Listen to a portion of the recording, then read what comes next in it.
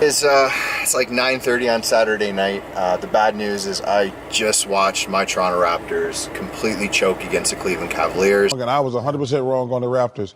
I mean, we the North. We the North. LeBron James has now hit 2 unbelievable shots. Throws up the floater. Good night, Cleveland. That is for you. Another iconic moment. It's over. The good news is it is a beautiful night here in Canmore. Just check out that sunset. And we've got a red alert watch for Aurora tonight. I have never actually seen the Aurora live. I'm gonna drive north, see if I can get into somewhere dark. It's gonna be Northern Lights chasing night tonight, and you're coming along. Let's go. You know, I don't know what I'm looking at here, but it's actually green right now. I'm gonna set up my camera, take a shot, see what I get here. So I can get that photo now and then gonna keep heading north. All right, good morning. It is not nighttime here. So I did say last night that I was gonna do shots of the Aurora Borealis. So when I saw the red alert, I messaged a couple of people on Instagram, fellow photographers, and one of my buddies, Casey, who also lives in Canmore, he messaged me back and said, you know, are we shooting? Where are we going? So I said, let's go to Peyto Lake. I was about an hour ahead of him, so I said, I'll meet you in the parking lot. Got to Peyto Lake, got to the parking lot. There was a few photographers, and actually I overheard a couple of photographers saying, hey, we're heading down to Peyto Lake for the Northern Lights. Didn't quite get ready in time. 45 minutes or so goes by, in comes the lights into the parking lot. Casey is here. So we hike, 10, 15 minutes to Peyto Lake. We get there, the 2 photographers, of course, that I encountered are there. And they immediately start talking about how amazing the lights were. They were just dancing across the sky. They got all sorts of cool photos.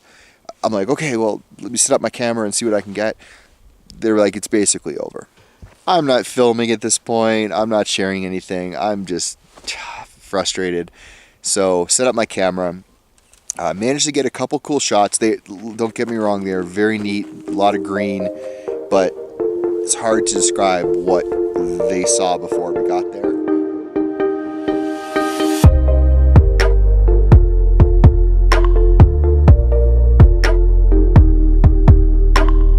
I decided to stay in my van overnight.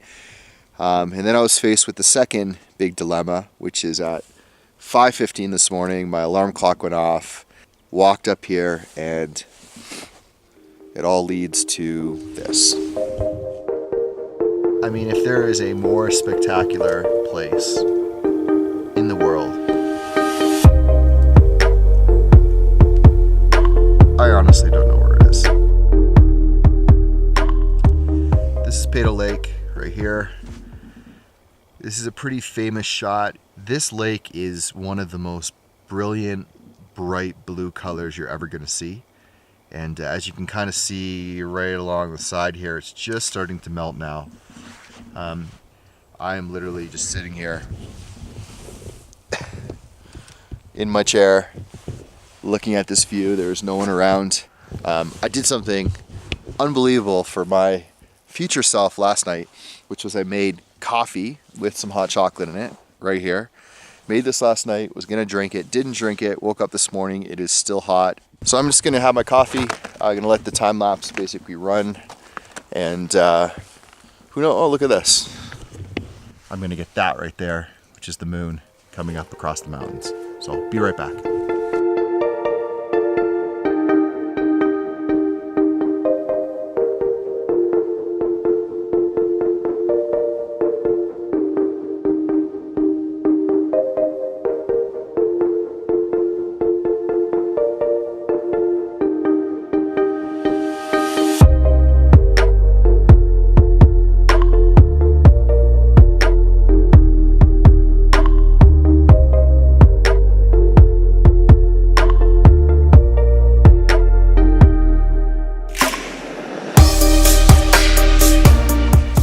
For this. Don't mind my nerdy glasses. They look ridiculous. But I'm blind. I didn't bring my other ones. Okay, so you kind of see where we're walking right now. This looks like a snow-covered path. So if you can imagine, we get a lot of snow. in the Canadian Rockies. And if you're wondering how much, there's a speed limit sign. This is actually the road going up to this observation point.